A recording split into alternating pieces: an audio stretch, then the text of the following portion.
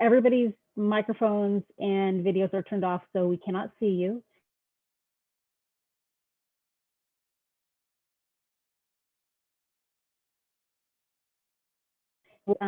They are here. We will go ahead and get that connected so that you can use your closed caption. You just click the bottom, the button at the bottom of your screen. So with that, it is 5 o'clock on the dot, and I want to go ahead and get us started. We had over 300 people register for tonight's event, which is amazing and fantastic, and we're happy that folks really want an update on this. The pandemic has been such a big part of everyone's lives, and it has particularly affected our community in a way that is very distinct, and we're just you know, it's a great time. I mean, we're a year out, and we're grateful to hear an update from the folks on the panelists. And I'm going to go ahead and kick it off by handing over to Olga, who is a former, the last board chair at Horizon, the last board chair that we had, and very involved in the community, super duper activist, very involved with Horizons, and we're grateful to have her here. So with that, I will go ahead and hand that over.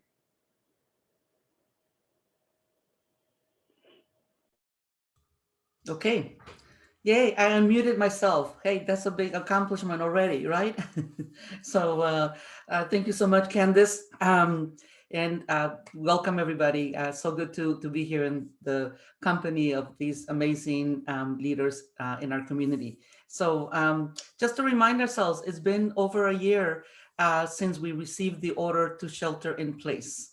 And probably none of us will forget those moments. And just to put it into context, it's been, over 12 months and 52 weeks and 365 days. But who's counting, right?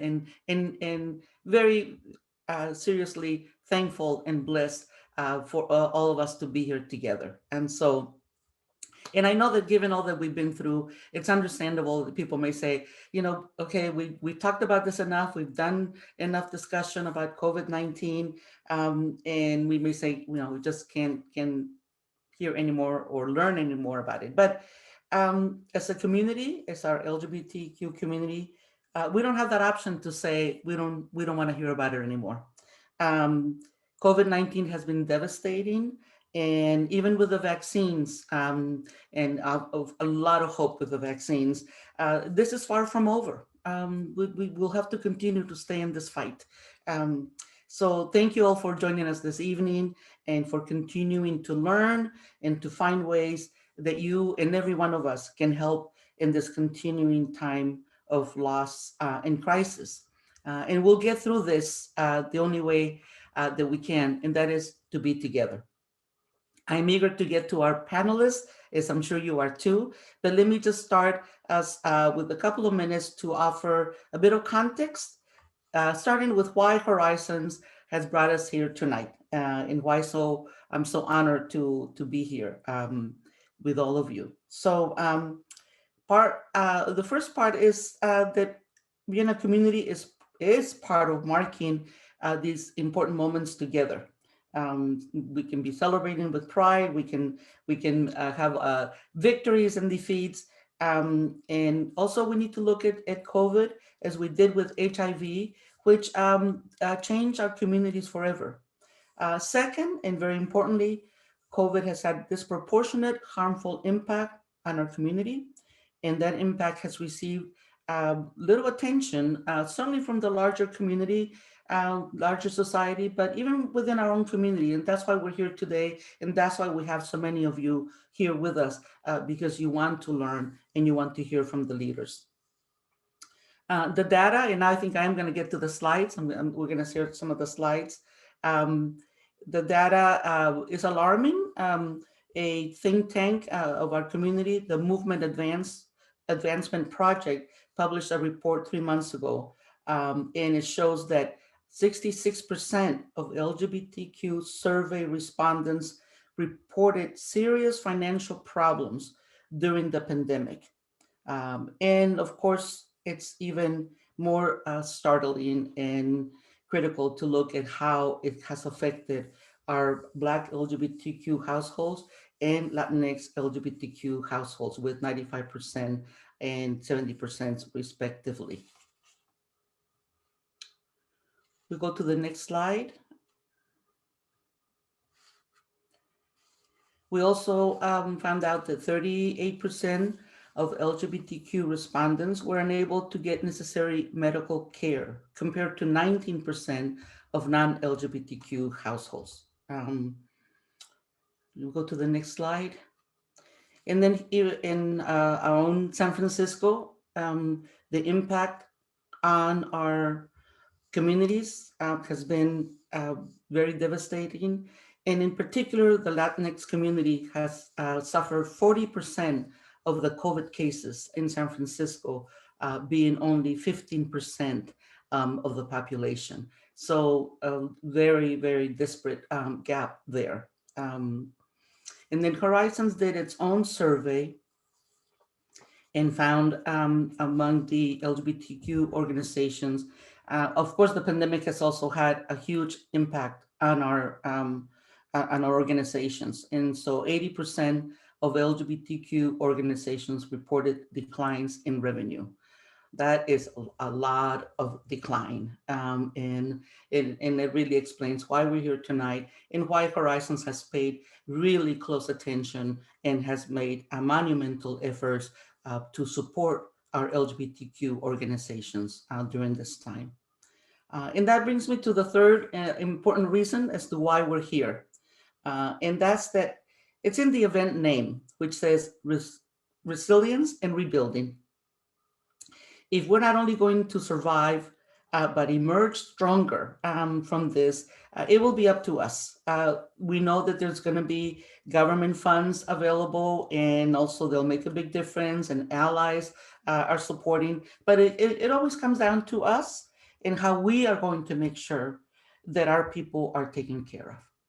And that is the vision that it has driven Horizons response to this continuing crisis. And also that is the reason that drives these incredible leaders that we have with us tonight that now have the privilege of introducing to you. I'm sure you know all of them because their work is well known in the community. We have Aria Saeed, who's the Executive Director of the Transgender District.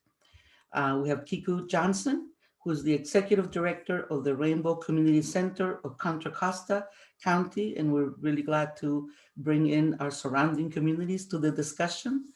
And we have Lance Thoma, CEO of the San Francisco Community Health Center. Welcome to all three of you. I'm just honored and so just blessed to be with all of you. Your work is blessed and sacred for what you do in the community. Let me just say, for the next hour, this is what we're going to be doing while we're together.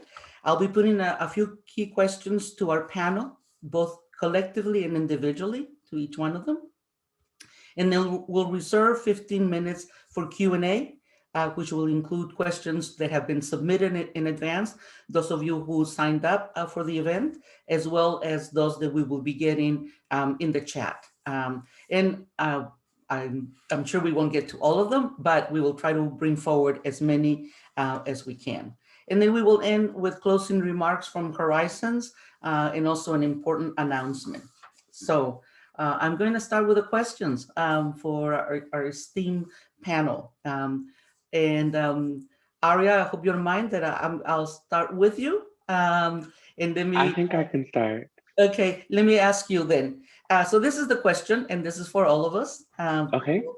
So thinking about the past year at your organization, is there a moment or an image that stays with you that kind of speaks to what has it been like for you and your organization this past year? Wow. I struggle with that question so much because I think it's been a roller coaster that I could not have ever imagined, as so many of us could not have imagined. And I think the image that stands out in my mind right now, sort of immediately, is a protest that we held in mid 2020 with the resurgence of, Black racial justice organizing around the murder of George Floyd, the young trans man Tony McDade, and then of course, several of the murders of Black trans women that happened, all while we were trying to sort of wrap our brains around a pandemic, and how I think 600 people turned out to the center of the Tenderloin Turk and Taylor, that historic corridor, and proclaimed enough is enough. And I think it resonates with me so much because it was more, I think obviously we were there in solidarity with the lives that had been lost, and state sanctioned violence that was occurring, but also sort of this president or the previous president's administration, the consistent anti-trans legislation and rhetoric that was coming out, the public health crisis that so many of us have seen, where hundreds of thousands of people have died at this virus, and not enough was being done to address that, or even literally say COVID-19 is real.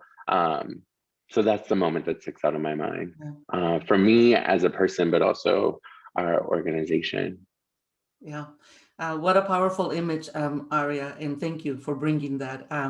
Those were like the moments of anguish and anger and just heartbreak, and to see that kind of rising up of our community. I like that. I appreciate that image very much.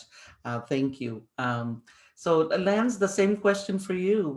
What image stands in your mind that tells us what it's been like for you and your organization? Sure.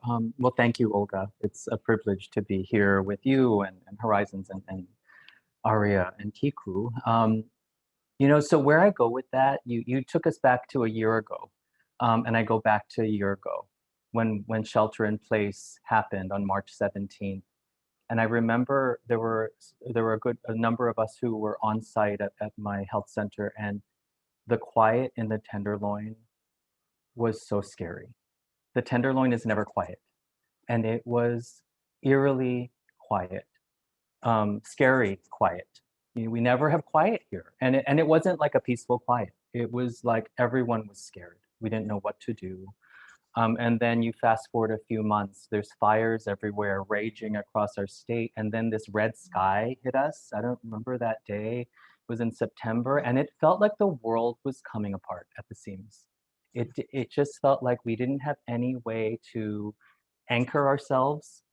We were unmoored, every step of the way as we were moving through trying to deal with the virus and the communities that were impacted. We had no roadmap, and we were just making it up as we went along. And we just never knew what was going to happen. And I just feel like in some ways, even now, we're still trying to figure out what the roadmap is, and so we just did everything we could to keep our doors open. We still do that, but I still think that for me just sums up the year.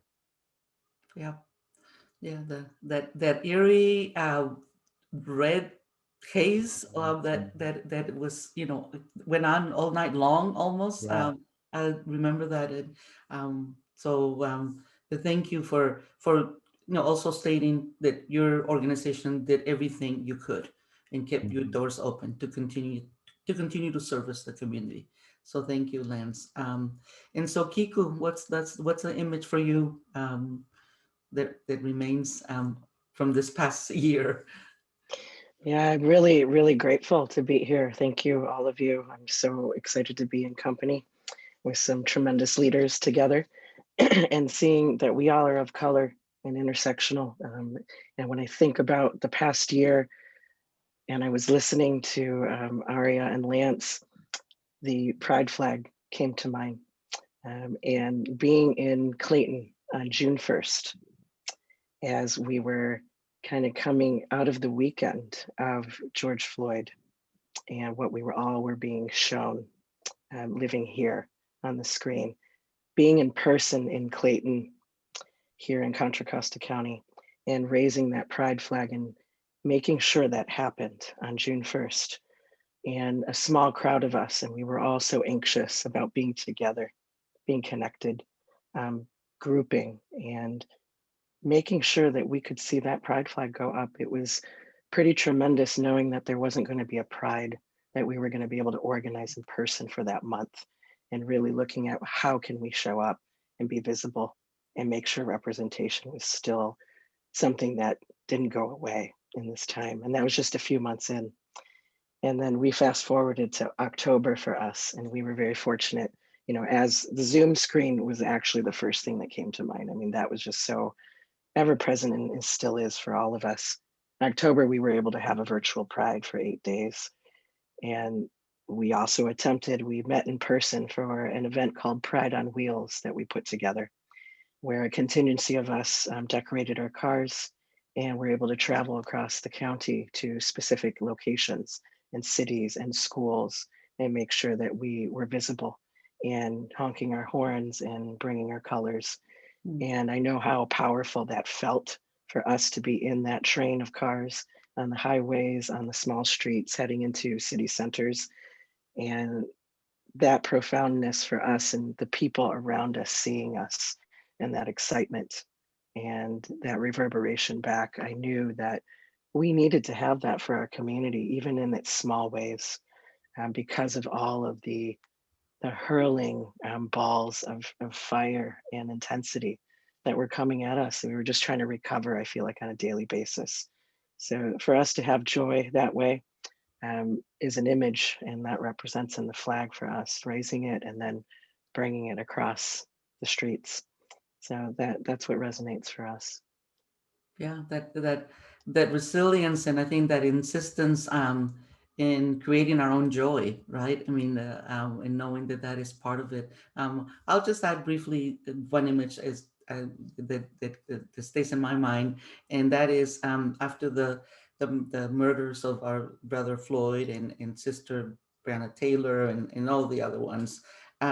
The one of the demonstrations, and there were several, was one in front of Mission High School, and it was organized by the high school students. And I have to say, it was the most uplifting moment for me to be there and to in struggling to be socially distanced and making sure that we were taking care of each other, but to see our very young high school students taking the lead and organizing the whole thing and being really good about water and so on. Anyway, that has stayed with me because again, is the hope in the future, in the voices that we need to hear. So thank you for sharing those very impactful memories and images. So I'd like to talk a little bit more about your organizations. So, we started feeling the economic and social crisis way from the beginning. In there was those first few months, and adapting, and the new word, of course, was pivoting. Right, we were all pivoting. We learned that with that word. So, as you think about again this past year, how has COVID impacted those that you serve?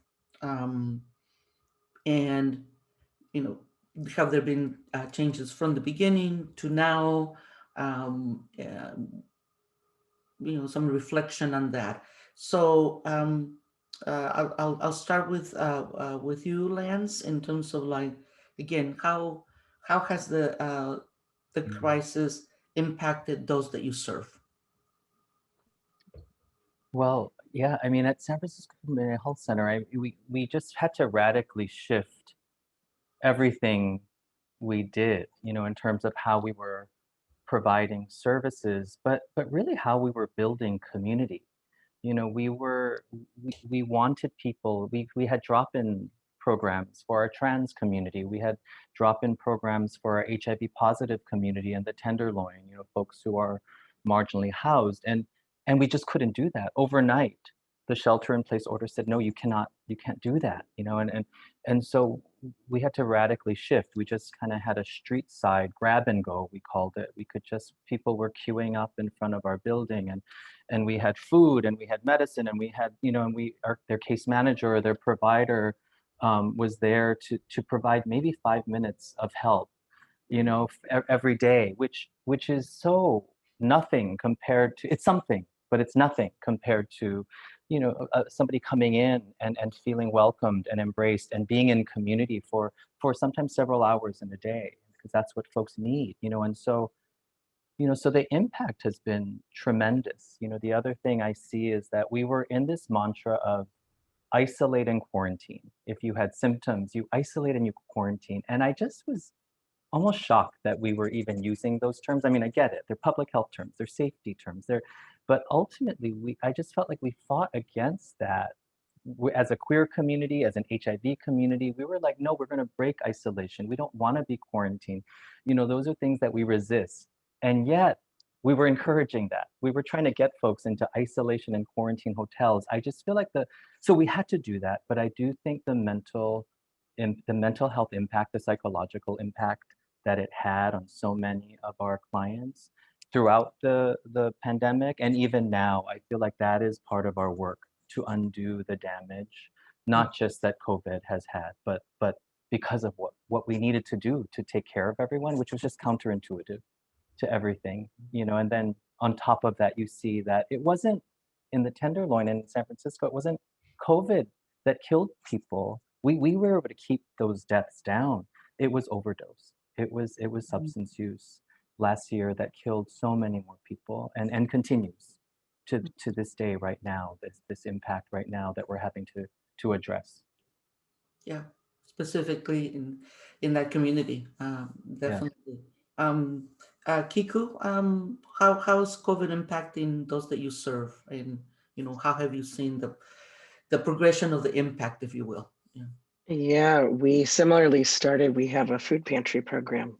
And I would say that was one of the first things that I could really feel being in person. And again, that lovely word, we pivoted and we grappled even just with the concept of social distancing, just the word social, you know, how important that is to our communities to be connected, to be able to have joy and be together in so many ways. So when we started to pivot and we were also handing out food outside, it was really incredible to have community members coming from all different directions, and also just questioning so much about the validity of the pandemic and trying to understand the truth and searching for it and trying to believe and trust. And I think that was a huge piece around communicating with our community around how long is this going to be? There was a lot of early on questions of, can you tell us, as someone who leads an organization, when are we going to be able to come back? I think we had no idea that this time would stretch to where we are right now, over a year at this point. So what we found actually, that it brought more people in to our services to be attracted to focus on what we were doing and to source us. And for us, that also created a really fast change with our website, and knowing how we were even communicating, and knowing that we had to rely on these platforms and how integral and important platforms were. So I would say a lot of us as staff too, just thinking about our organization, the quick learning that had to happen and continues to have to happen, and the amount of stress that caused to be able to see our people. You know, we are not in San Francisco. It feels different to be in a county and be in a city area. We have already disparate connections across our county. Contra Costa is huge. So us being located in Concord, you know, people would come to the building and we were closed, and they would take the BART and they would come from the netter regions of the county and even outside the county.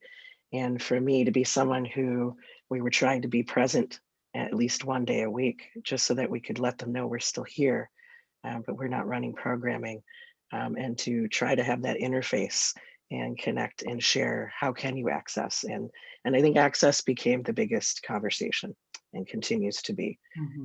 Our communities all across the ages and the identities how are we able to rely on technology, and do we have access to it?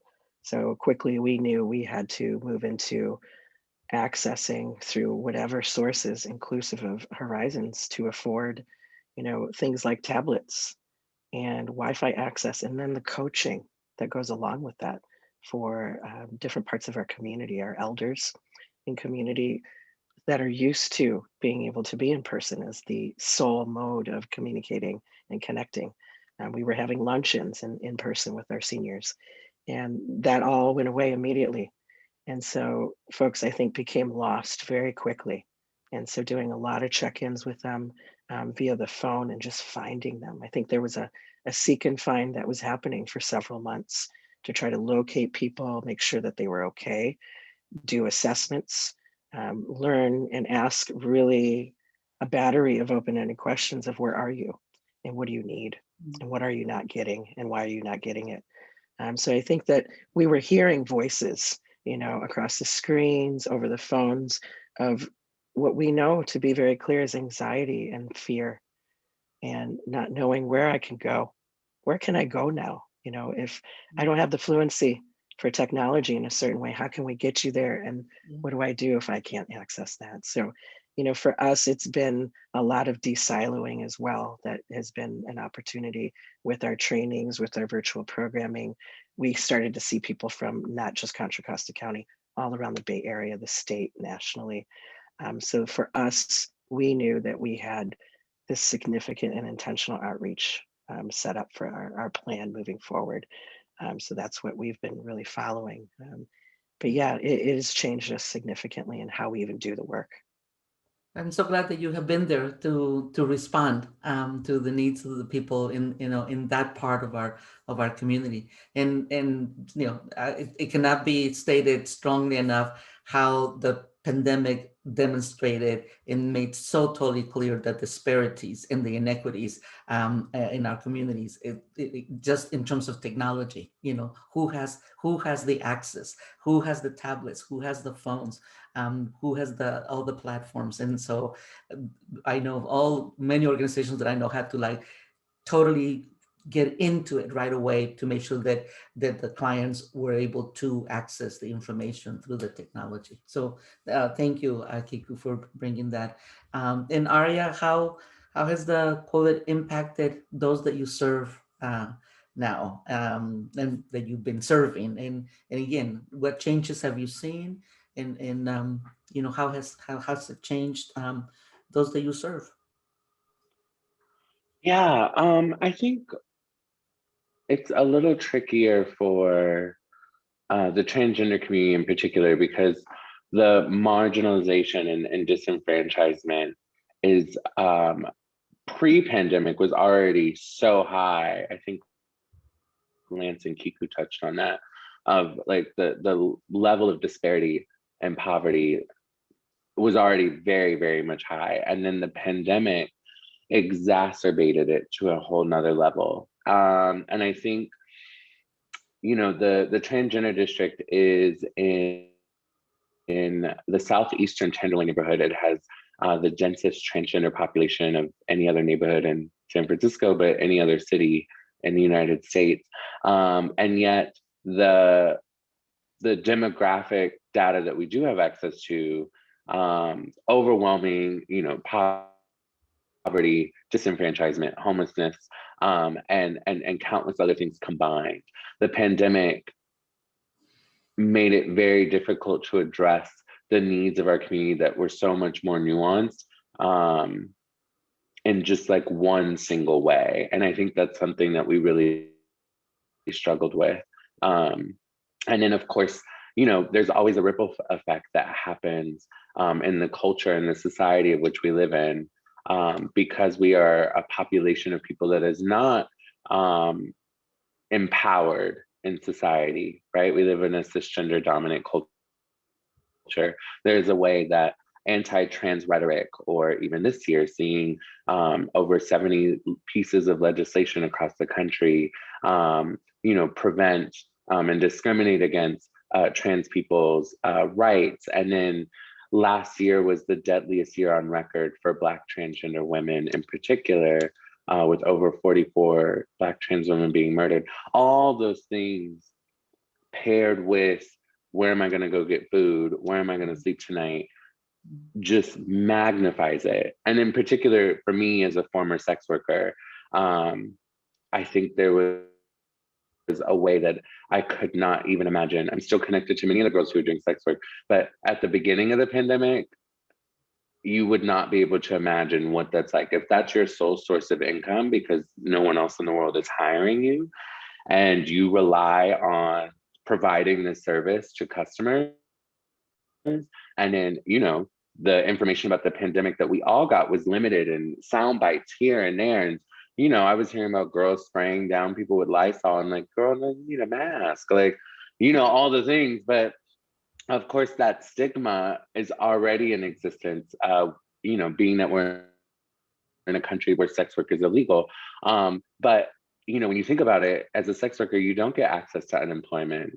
You don't get access to any sort of state sanctioned public assistance programs besides, GA or what have you. And so then, if you once were able to afford rent and food and the normal cost of living, through your work, and then because of the economy, you're not able to access any of those things, nor do you have any protections. You're in dire straits. And so I think that's why I want to answer the next question, but those are the things that many members of our community were grappling with. Folks on fixed incomes, who are disabled, living in the Tenderloin. Suddenly at the onset of the pandemic, I will never forget it, being in grocery store lines all the way around the block. That day that Mayor London Breed was like, city of San Francisco is shutting down, and San Francisco was the first city in the country to do that, which brilliant on her team. But the impact of us running around like one of those movies of like everyone scourging for food, and I'm fighting with the vegans who are I'm just kidding. That was a joke. Y'all were supposed to laugh. But, fighting over the last set of potatoes at Whole Foods, and the only food that's left is the gluten-free noodles. And you're like, girl, what? Like, this is really real. Like, they've run out of food. Now they're bringing out the frozen bread from the back. Like, and then, me and members of my team were in these grocery store lines, and you whip out your credit card, check the checking account balance and be like, oh, girl, no, okay, credit. And then having to spend $500, $600, $700 to get everything that because you're bunkering down with everybody else. You don't know when the next time you're coming out.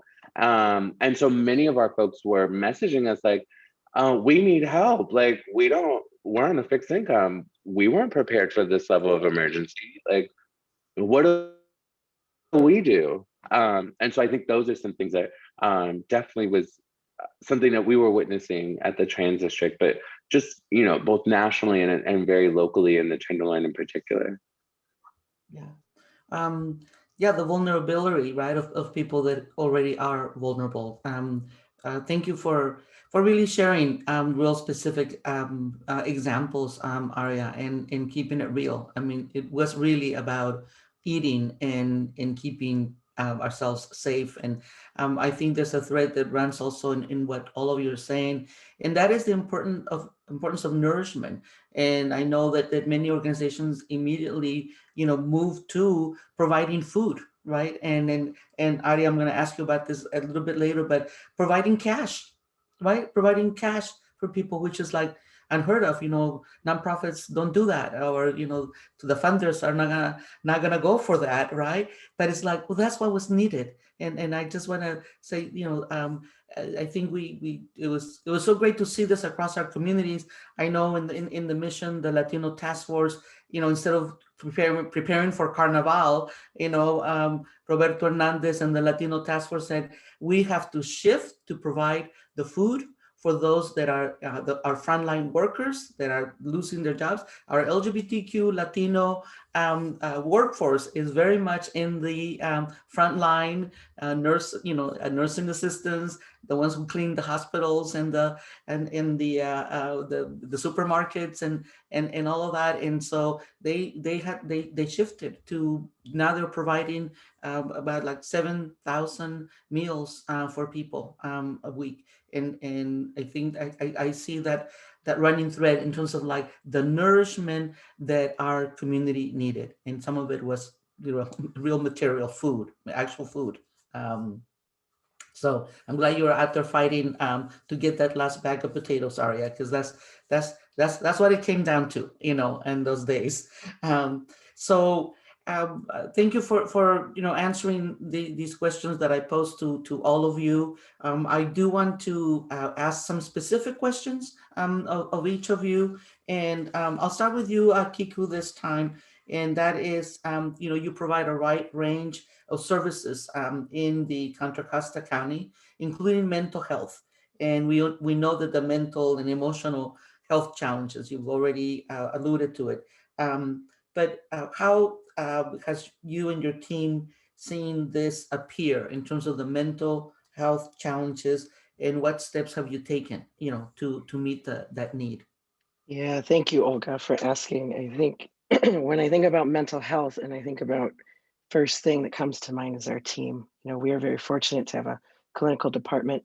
We have 6 clinicians, and they have been tirelessly, you know, meeting the need the best they can. And again, imagining we're the only LGBTQI plus entity in the county, and how big our county is, that, you know, we saw our wait list grow in terms of folks calling in and just getting a slot just to hope that they could get reached out to. And knowing how important it is within our mental health community, for us as LGBTQI plus folks, we need to be able to have those conversations differently. We need to be able to be, quote unquote, sitting across from someone, sitting on a screen with somebody that sees us and understands where we have to travel in a day, from the moment we wake up to all those moments we interface with the public, with systems, with folks that are there to be able to support us as a population. And that's not always true and equal for everybody, and we know that. And I really appreciate Aria mentioning the difference with our transgender community. You know, being someone who is transgender, who is very fortunate to have access, you know, medical support, and knowing that how much health insurance really is key. And in this time when you have folks that are seeking mental health that don't have access to the right kind of support or funding or ability to navigate systems, or to be able to meet with someone in person for that stewardship in those systems, that's a huge first point for a lot of folks, to be able to figure out, you know, how do I not get stigmatized, you know, working through which places I need to go. I think the hardest part for our mental health and clinical team is having to be forced to broker, to say we can't serve you right now because we don't have the capacity, and to know that that need is increasing. We're looking at folks that are dealing with isolation, and you can imagine increasingly over 13, 14 months at this point. Our young people and elders and everyone in between alike dealing with being forced to have to go back into a closet, living in spaces where they're not being affirmed and they're not being able to use their names that they know that are theirs, their pronouns, to be able to express and be themselves within their gender, within their sexuality. They're just difficult stories to have to receive, and to meet folks where they're at, and knowing, okay, maybe you have stable housing in certain aspects, but the mental health piece, you're hiding. You're trying to find a space in your house to be able to be on a tablet, a screen in some kind of way, or get on a phone to be able to receive telehealth. That is deeply mitigating, you know, what is really valuable around mental health services. You can't see one another. You don't get to see those cues that you normally would when you're serving someone and really learning kind of how they show up as a full person. So it's forced a lot of our clinicians to have to take longer time to be able to get to know folks, for the ones that they're able to do and set up appointments with. We're also looking at just a huge aspect with our elders too in community that lived through the AIDS epidemic. That PTSD that showed up pretty quickly in the beginning, where elders were deeply sheltering even past the stay-at-home orders and continue to do so. Folks that have been close with us, board members, folks that have been staff in community, the ones we know of. And I think that that is adding to the mental health component that is just skyrocketing, and especially too with our youth, just being able to reach them to, again, break down the stigmas of what does it mean to ask for help, to be able to connect with someone, have a conversation about where you're at.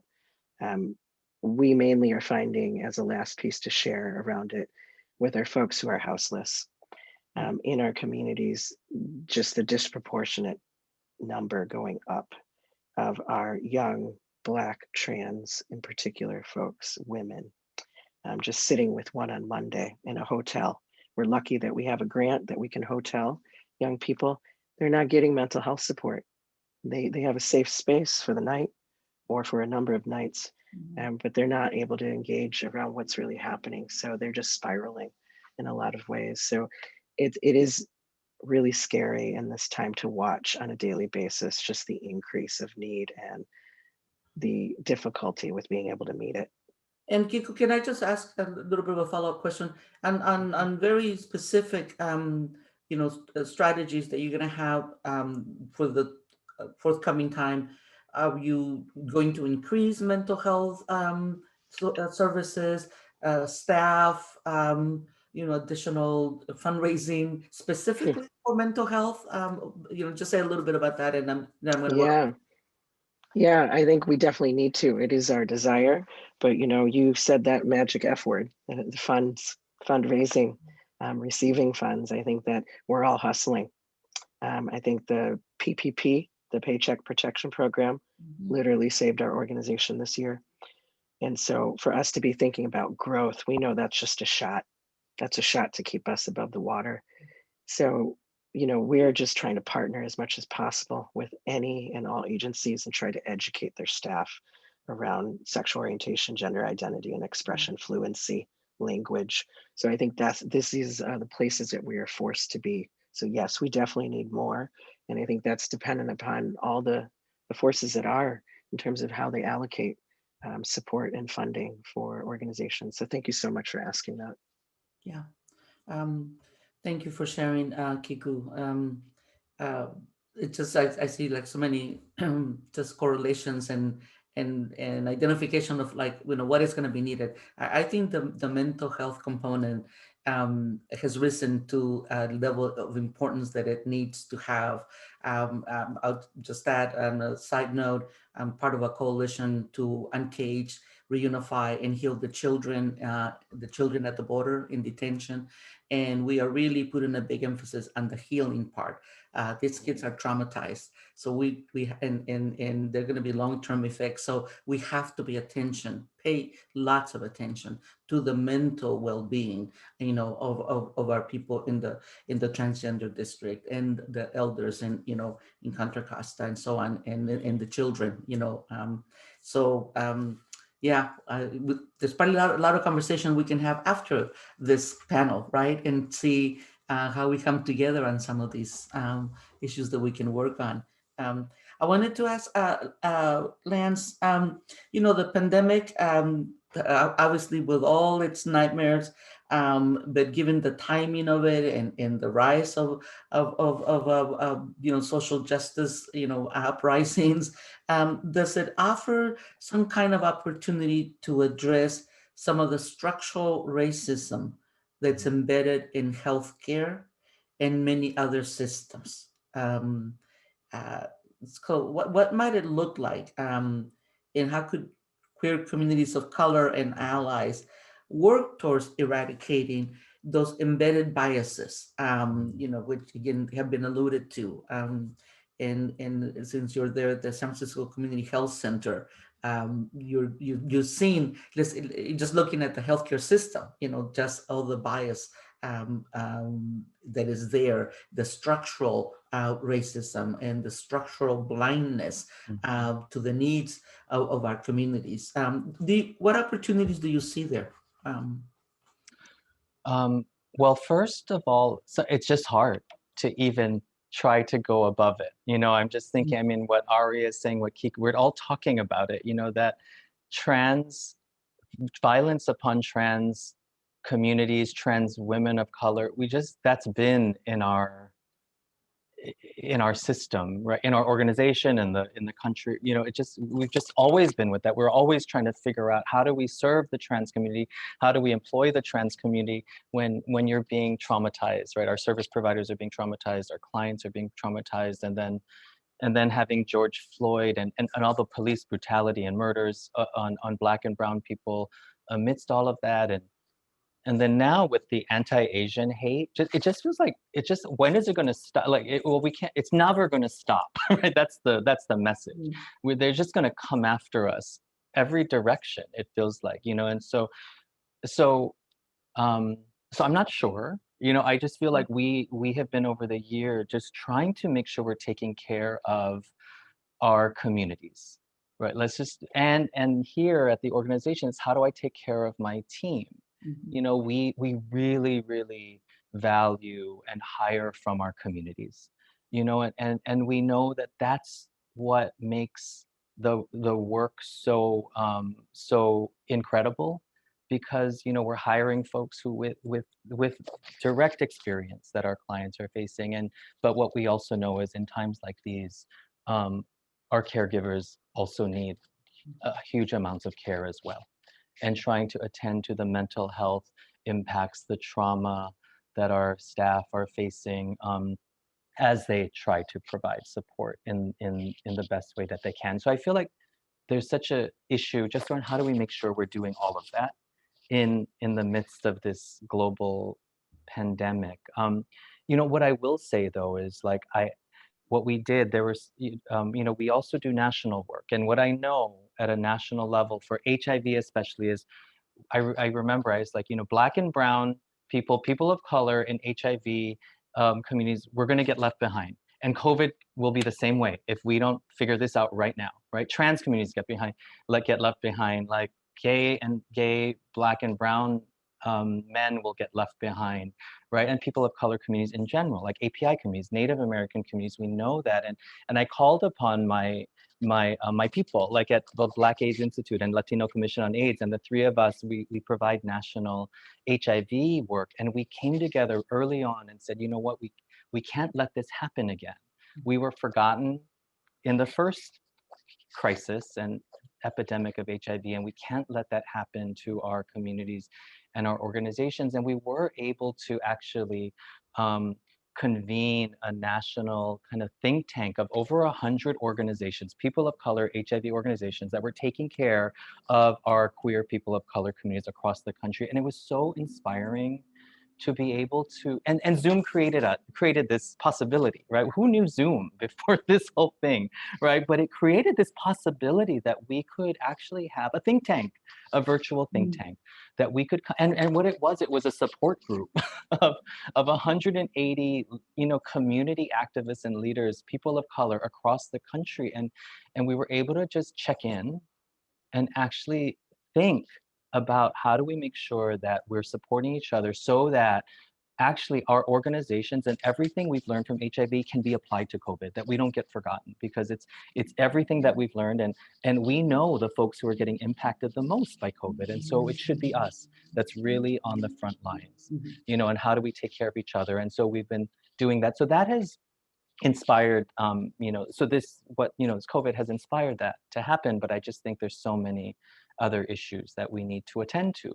Kiku, you mentioned that, like, we will be dealing with the mental health impacts of our community in our organizations and everyone that we serve, and we need support to do that. And we need to be thinking about how do we do that right now, so that it doesn't linger with us for years and years, right? We got to take care of it now. We have to take care of each other now.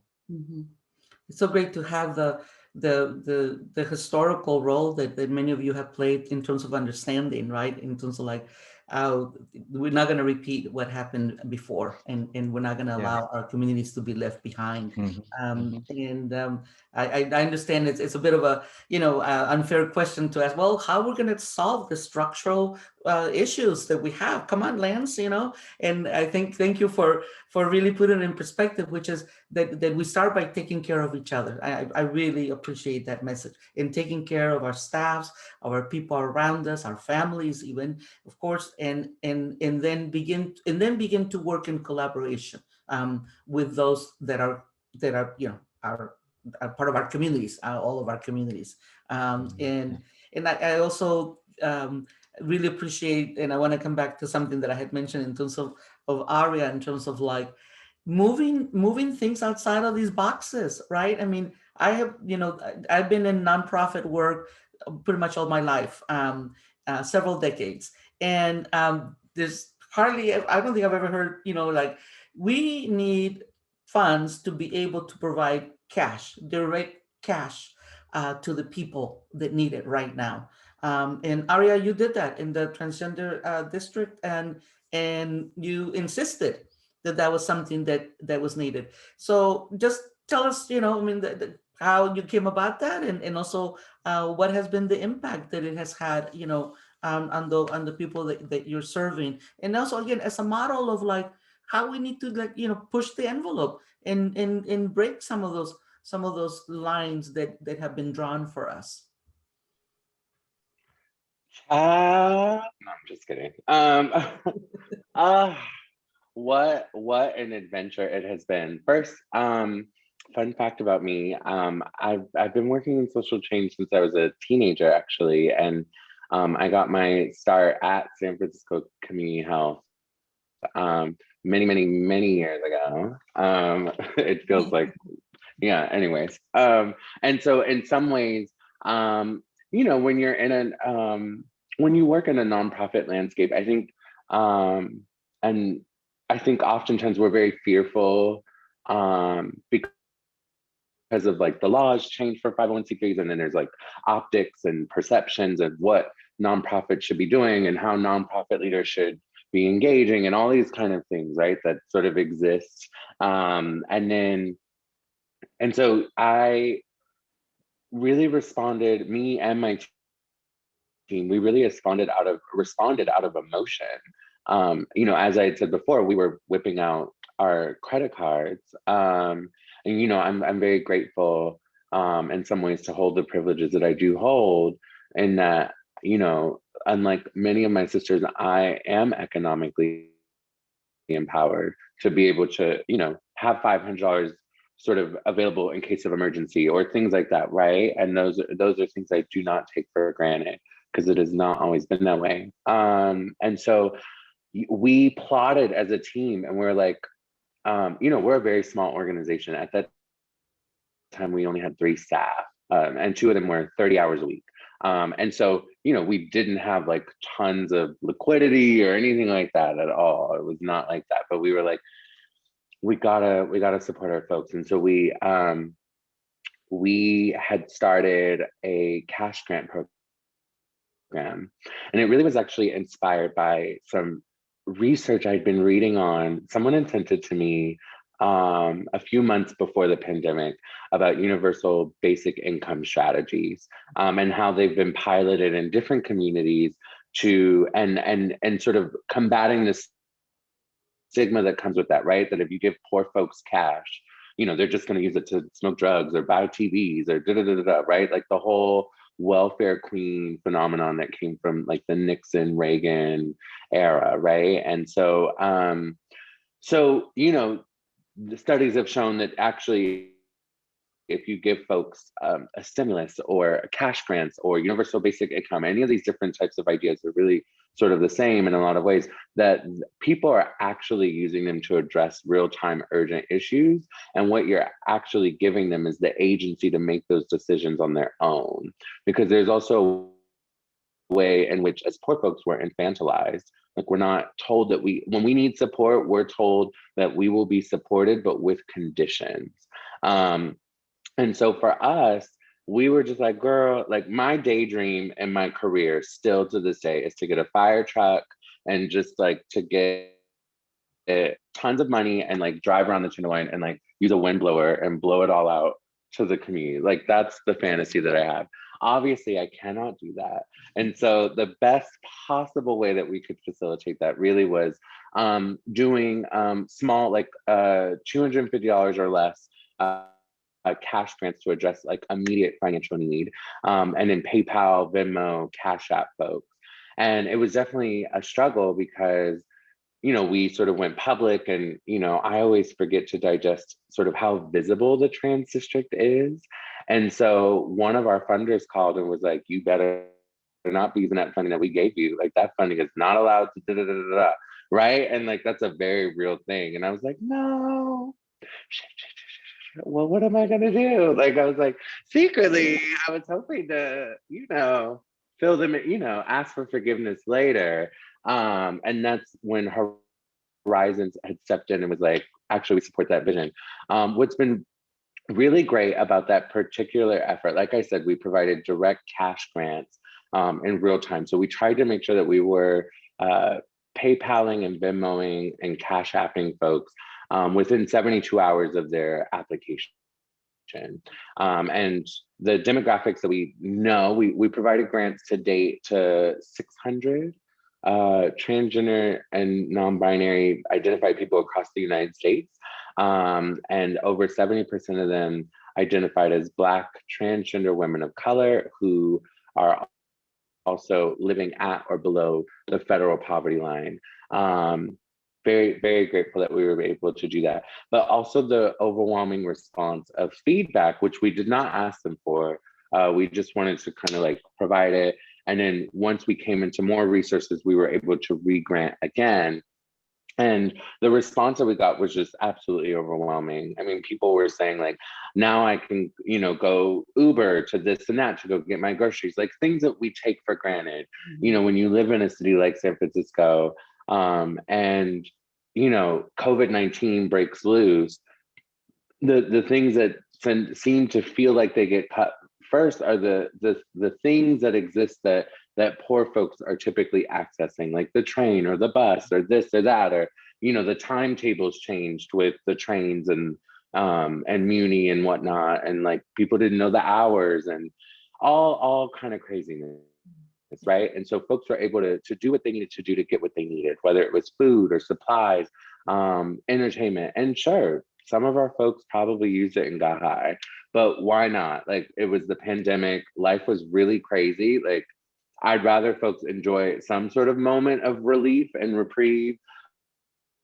and then have the motivation to figure out how to socially distance and encampment and like all the things that folks are holding, right? And so that was a very real experience for us. But something that was also really amazing was I think the Trans District got to show other nonprofit and social change projects that you could think critically or innovate. Like, this was the time to push the envelope. This is the time, and so many of the projects represented here, everyone has shown up in a different way. Each project has had to be really innovative and creative in our approach during this time. And I think what's been really great is we were able to help over 30 nonprofit projects replicate the program in some way in their own communities, many of them having, 20 times the resources that we had. And so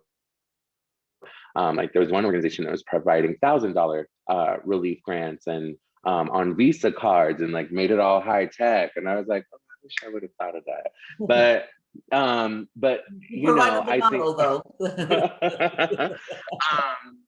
but just the power of trying something new in the moment, and that's really rooted in urgent response.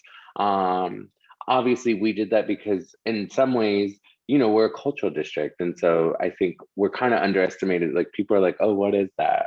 And so, the city and funders and what have we really didn't understand what our role would be during this pandemic. But, we've been able to do COVID testing events specific for trans folks in partnership with like San Francisco Community Health.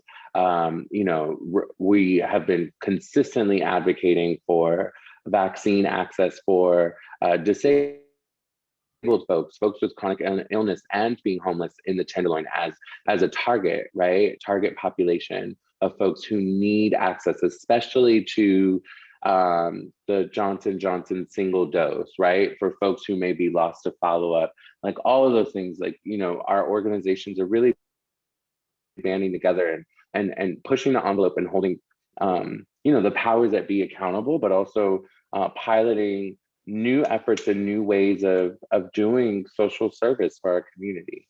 Mhm. I think just to continue to hear the aspects of providing you know, templates, providing models for others to use, and then the collaborations. Probably one of those things that we can say that's those are the good things, right? That have happened out of this pandemic. So we thank you for answering the specific questions to you, and now we have questions from the audience. And I'm looking at some of them. They seem to align with our discussion. And so let's see, I think I'm going to start with Kiku on this question. So let me just read it for you.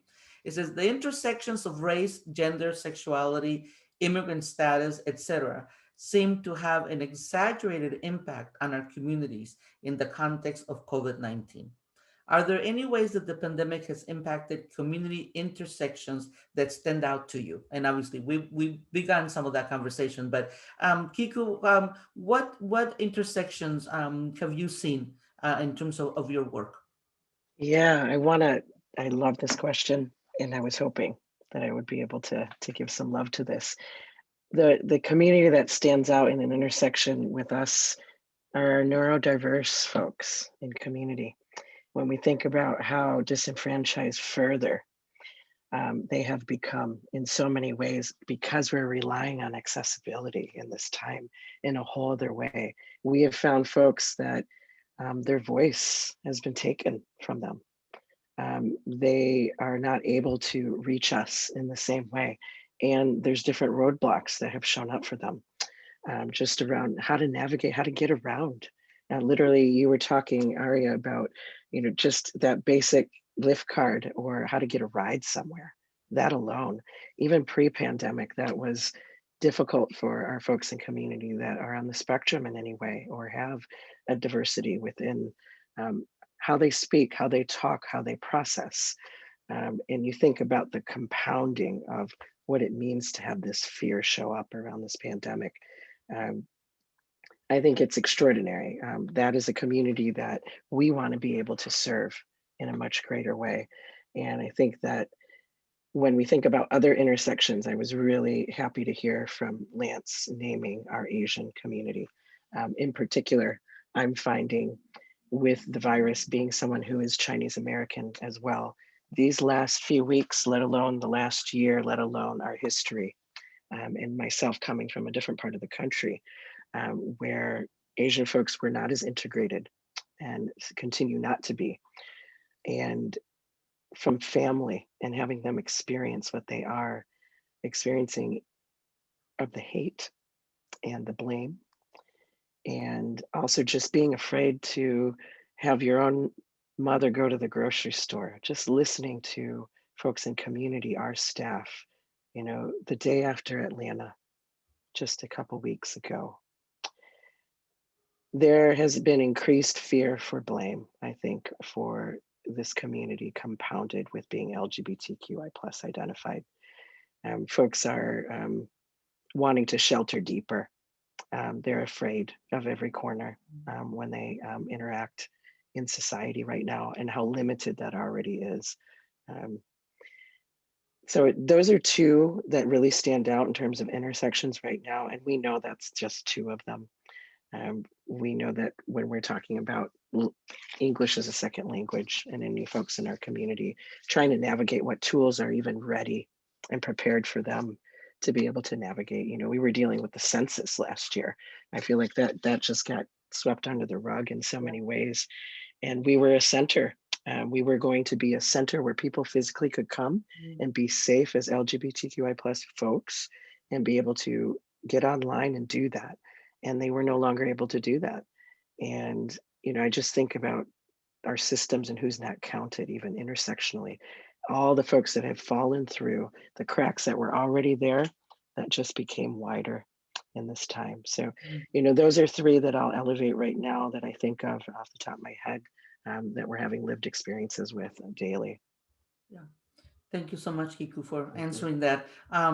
There are some other questions, and but fortunately, we actually have addressed some of them in terms of services to elders and the impact on organizations of people of color. So, can you imagine that we are actually at the end? We have spent an hour together. It has flown by, and that's because of the richness and the thoughtfulness of your presentations, of your answers, and you presenting the realities of your organizations and the communities, and they're all our communities, and all of us talking about how our communities have been impacted. So I'm gonna close with one final question for each of you, and the staff is reminding me is that like we're asking you to give a 1 minute answer, and then we're going to turn it over to Candice. And that is, what is the one lesson from the pandemic that, let's say 10, 20 more years from now, you will be, you hope that you will be remembered by the community and by the country. What is the one lesson that you can point to that the pandemic has shown us? And I'll go back to you, Arya. What do I want to be remembered by? The you hope you'll be remembered by. Yeah. Oh wow. Um, for trying, I think Black trans leadership is absolutely important. I think efforts that are led by queer and trans people of color is absolutely essential to ensure maximum impact. Only we can be the authors of solutions towards change for the disparities that our communities are facing. And it's very important that our voices are leading those things, not sort of being, yeah, that's it. That we have to lead those changes. We have to be at the table. We have to create the table. Absolutely. Total centeredness of you and your voice. Thank you. Thank you, Arya. Kiku, what's the one lesson that you will be remembered by 20 years from now? I want to say centering our most marginalized within our community. And I want to be remembered that statement is not the exclusion of our whole community. It's how are we working together to raise each other up in this time, and who are the folks that are most at the margins right now. And I think about something you said, Olga, at the top, that the youth taking the lead at Mission High School. And I want us to be remembered by our youth. And that's not me, but that's where I want to be able to have them centered, that despite them facing unsurmountable injustices due to our intersections, that we hold and have hope and energy to persist towards a more just world. That's what we need to be remembered by, is our youth doing this work right now, and how that gets defined. Our most marginalized folks, that's who needs to have voice right now. Thank you, Kiku, for that. And Lance, what about you? What will you be remembered by after the Well, yeah, I pandemic? love what Ari and Kiku said. I mean, I do believe that we have to take care of our most vulnerable, our most marginalized. And what I did learn, and what I believe we did here, is that information and knowledge is power. People of color, people, poor people, homeless people, trans, all of our communities, we're all queer. We are queer in some fashion, and we're the last to get information. That's what we learned about HIV. Our communities were the last to get the culturally tailored information that we needed to protect ourselves. And that's what we did. We went out in the streets. We had my chief medical officer teaching us every morning in our huddles, what is going on with this virus? How do we take care of it? Every day it would change a little bit, but we got the most important information, and we actually sent our team into the streets, and we talked to the homeless community. We shared it with our trans siblings, and we tried to get out these messages because people were scared.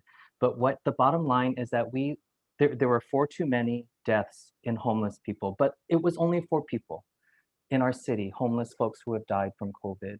In the trans community, I'm not sure how many, but the cases are so low compared to the number of cases. I believe that it wasn't just us, it was in the collaborations that we had with the transgender cultural district. It was the tenderloin community. We really tried to get information out because we knew that that was going to protect the people that needed to be protected, because if not, we would have seen another epidemic. Yeah. Just really profound and really beautiful statements. In terms of the lessons, and I'll just add, just an overall lesson that I have seen from all of you, and also in my Latinx and LGBTQ community. It is the trusted messengers that have been at the forefront of our struggles that are the ones that are trusted to be to give that information. You're able to go out in the streets, in the transgender district, in the Tenderloin, and we were able to do that in the Mission, the Latino Task Force, because these are folks that have been working for decades in the community. And Kiku, you represent that also. So people will listen to you. So this is what my listen to you is, that people are listening to you. People are listening to Aria. People are listening to Kiku. People are listening to Lance. And I'm so glad that we got to listen to you tonight and learn from you. So thank you again. This completes our panel discussion. Big applause for the 4 of you. I'm sure people are applauding wherever they are. Thank you so much. And I'm really happy to turn it over back to Candace Lopez from Horizons. Candace. Thank you so much, Olga, and thank you everyone for this incredible panel. It was, there's just so much to take from it, and I think the visual of Aria in a fire truck distributing money to the community, I think, is forever going to be in my mind, and I really do hope that happens one day. I would love to see that. And so I think what we've learned from this is that we're far from over. When this happened a year ago, and I think something that really was mentioned over and over again was that folks who were already disenfranchised, it really just harmed them so much more, and people living at the intersections, it just really exacerbated their situation. And so it is, while we have these, there's vaccines and there's some progress, it's, our most vulnerable are falling through the cracks.